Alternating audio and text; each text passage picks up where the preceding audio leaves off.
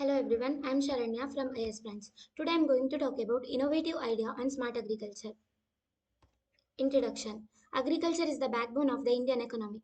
The whole India depends on agriculture for survival and it serves as source of the basic needs of human. Smart agriculture is based on three platforms, namely science, innovation, and space technologies. These are considered as the three pillars of nation building. Space technologies play vital role in improving soil quality, reducing the waste of water during irrigation, and sharing agriculture information with farmers. This is the prototype of my innovative idea on smart agriculture.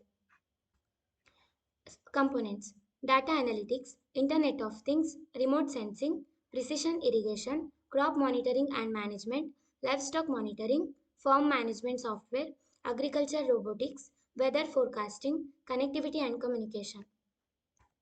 Now, advantages: improved environmental stewardship, less human errors, data collection and analysis, it increases their yields.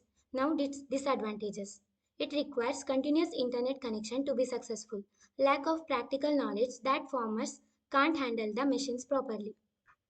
Thank you.